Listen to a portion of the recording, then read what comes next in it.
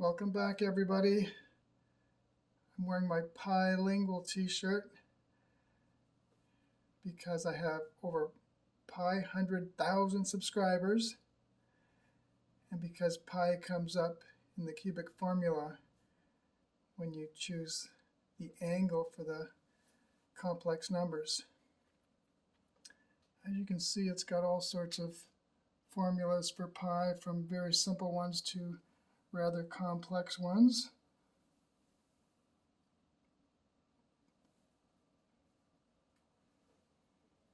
In any event, I want to take another look at this cubic formula.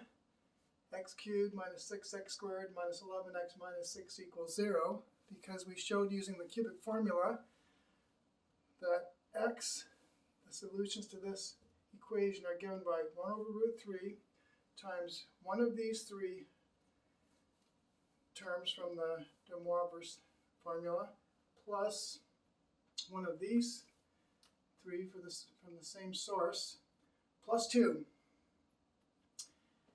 Now, if you calculate these trig values, you get, for example, cos of 30 is root 3 over 2, sine of 30 is a half, so you get 1/2 I, and so on. A lot of them are root 3 over 2 or the negative.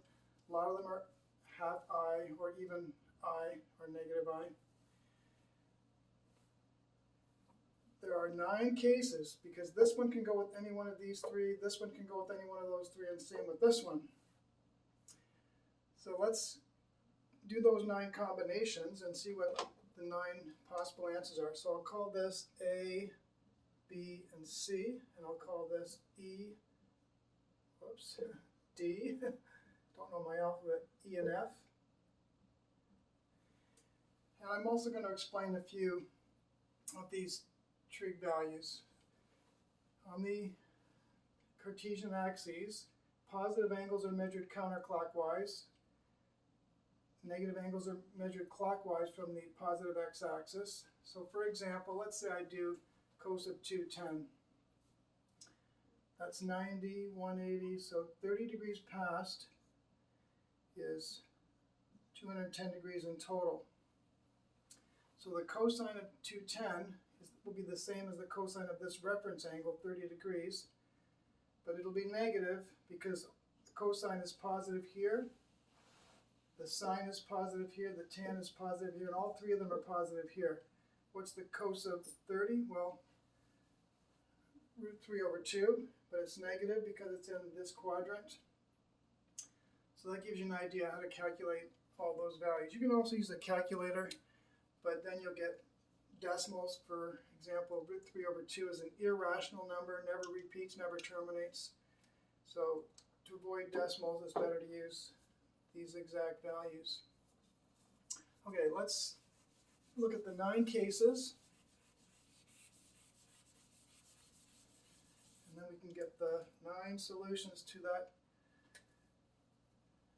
cubic formula and find out which 3 are correct and which 6 are extraneous or not acceptable answers. So if I do A plus B, I'm going to get root 3 over 2 plus root 3 over 2, because these terms actually cancel.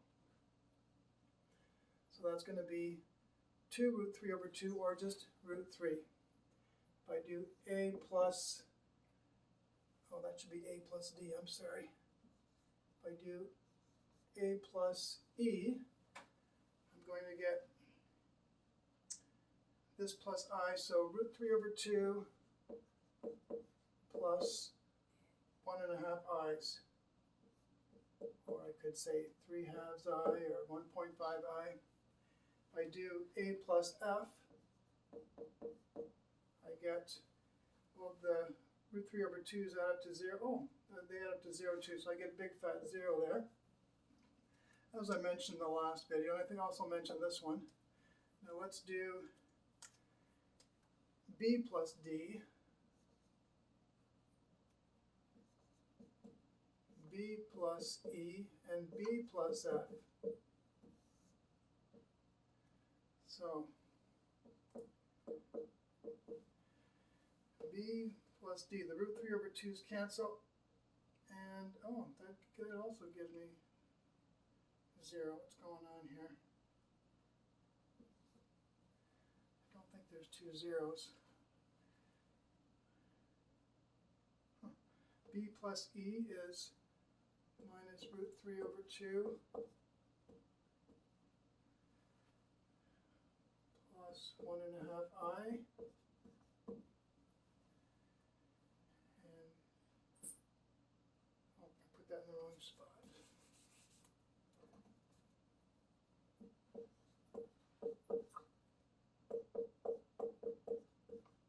And B plus F is minus root 3 minus root 3.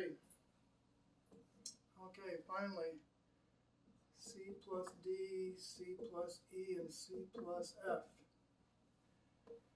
Get root 3 over 2 minus 1.5i,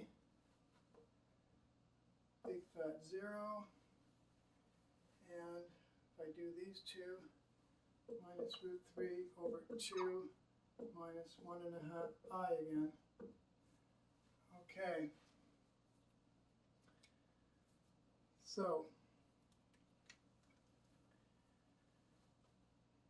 don't forget I have to add 2 to all of those, and first I have to multiply by 1 over root 3.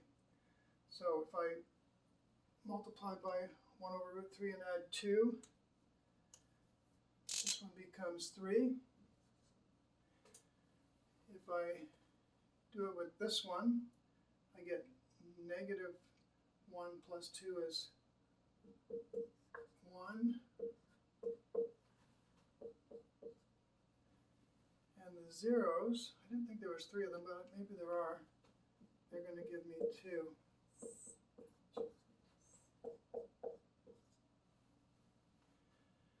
Now the other ones, this one, this one, this one, and this one, you can check by plugging them back into the original cubic equation, cubing, squaring, and so on, work it all out, but you won't get 0. So you can exclude those. That's a lot of work, a lot of fun, but a lot of work. So give it a try for at least one of them. So it turns out the cubic formula does indeed give the right answers, but it's very messy. Thanks for watching. I'll do another one in the near future.